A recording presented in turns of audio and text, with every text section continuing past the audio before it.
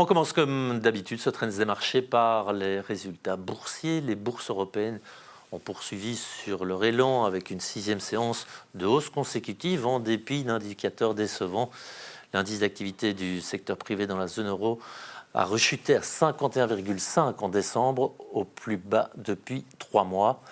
Sur Euronext, Bruxelles UCB a bondi après une note favorable des analystes de BNP Paribas qui ont relevé leur objectif de cours à 281 €. Syensqo s'est également illustré après l'annonce d'une co-entreprise dans les batteries solides avec la société française Axens à l'opposé. D'Ieteren est resté à la traîne, hors indice, Aperam a chuté alors que le groupe a fait part d'un environnement de marché plus difficile au Brésil. Et il n'est pas au Brésil, mais en plateau. Vincent Juvin, bonsoir. Bonsoir. Vincent, le chancelier allemand Friedrich Merz a pris la parole ce matin en annonçant des difficultés pour l'économie allemande, notamment dans le secteur automobile, mais aussi dans la chimie. Et qui dit difficultés en Allemagne dit par extension des difficultés pour l'Europe. Alors on le sait, les difficultés sont nombreuses, les réglementations sont contraignantes et par ailleurs l'énergie, elle coûte cher. Mais il y a d'autres facteurs qui posent problème. Alors en effet, les maux de l'industrie européenne sont nombreux, comme vous l'évoquiez Loïc. Il faut savoir notamment que sur l'automobile en Allemagne, c'est notamment le retard pris dans l'électrique qui a été vraiment un élément qui a pénalisé cette industrie. Et paradoxalement, au niveau réglementaire, c'est plutôt l'avance de l'Europe dans le dossier climatique qui a pesé sur la compétitivité de nos entreprises. Il y a un point particulier que je voudrais évoquer, c'est le fait que depuis 2005, en Europe, les industries européennes doivent s'acquitter d'un prix pour les émissions de carbone qu'elles réalisent. Alors c'est une bonne mesure pour le climat, elle s'inscrit dans le cadre des accords climatiques de Paris et de l'objectif de neutralité carbone de l'Europe pour 2050. En mettant un prix au carbone, on incite les émetteurs à réduire évidemment leurs émissions. Mais il y a un mais. Il y a un mais, alors le prix du carbone a évolué à la hausse, évidemment, c'était le principe. On voit que ce prix aussi actuellement aux alentours de 90 $ la tonne métrique, alors que ce prix est de zéro chez certains partenaires commerciaux de l'Europe comme les États-Unis, où est largement inférieur au niveau européen, par exemple en Chine, où ça aussi, en tout cas en dessous des 10 $ la tonne métrique. Donc c'est une bonne idée pour le climat, mais c'est évidemment quelque chose qui affecte la compétitivité de nos entreprises, puisque les produits importés ne sont pas, eux, frappés de ce même coût du carbone. Alors, qu'est-ce que l'Europe peut faire pour contourner cette difficulté sans transiger sur les ambitions climatiques?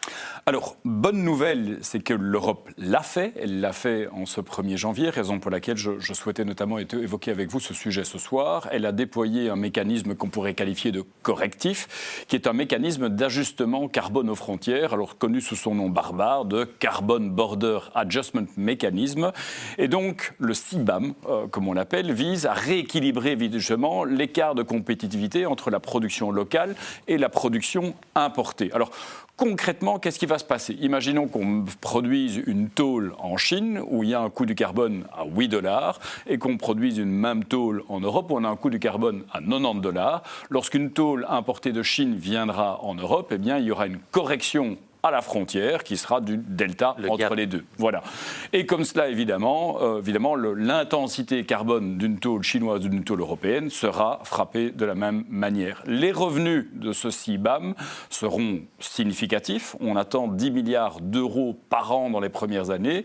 Et on estime que d'ici 2035, lorsqu'on sera réellement en vitesse de croisière, on pourra atteindre 37 milliards €. Et ces milliards sont importants. Ce sont les moyens propres de la Commission européenne qu'elle pourra utiliser pour rembourser les obligations vertes qu'elle a émises ces dernières années pour déployer notamment le fonds Next Generation EU et pour, plus généralement, financer ses politiques climatiques. Donc, quelque part, ça restaure la compétitivité de l'industrie européenne d'une certaine mesure et ça donne des moyens nouveaux, évidemment, à l'Europe pour financer ses politiques climatiques. Seul problème, évidemment, ça pourrait alimenter de nouvelles tensions géopolitiques. On a, à l'entame de 2026, à nouveau un sujet de droits de douane en hausse, mais cette fois-ci, c'est l'Europe qui les gagne. Oui, en matière de tensions géopolitiques, évidemment, l'année a, j'ai envie de dire, bien démarré, même si ce n'est pas le terme adéquat avec l'arrestation de Nicolás Maduro au Venezuela. Doit-on s'inquiéter pour les marchés ? En tout cas, les marchés ne s'inquiètent pas. On l'a vu à l'instant, les marchés sont à la hausse depuis le début de l'année, 6e séance de hausse. Donc clairement, les marchés retiennent le positif de cette situation. On ne s'exprime pas sur l'aspect politique, géopolitique ou légal de la chose, mais il est certain que depuis l'arrivée de Nicolás Maduro au pouvoir et de le déploiement de sanctions économiques vis-à-vis du Venezuela, eh bien, la production pétrolière du Venezuela a été divisée par 3. C'était à peu près 3 millions de barils jour qui étaient produits au Venezuela jusqu'en 2013. On est en dessous du million de barils jour pour l'instant. Donc le Venezuela n'est plus un producteur de pétrole majeur, alors qu'il dispose toujours des principales réserves au niveau mondial. Le scénario des marchés est de se dire que, évidemment, si on devait avoir à nouveau un contexte démocratique au Venezuela, un contexte favorable à l'investissement, le retour des majors pétrolières américaines, qu'on aurait une normalisation graduelle de la production pétrolière. Ce qui risque de prendre du temps, cela dit. Ce qui risque de prendre du temps, mais néanmoins qui, potentiellement, pourrait entraîner une baisse des prix du pétrole et de l'énergie, serait positif pour le pays et serait positif pour des zones comme l'Europe qui sont évidemment toujours tributaires des importations d'énergie. Alors malgré ces tensions géopolitiques, les problèmes de compétitivité en Allemagne, on l'a dit, et les nouvelles barrières commerciales, on remarque que les marchés sont néanmoins bien orientés depuis le début de l'année.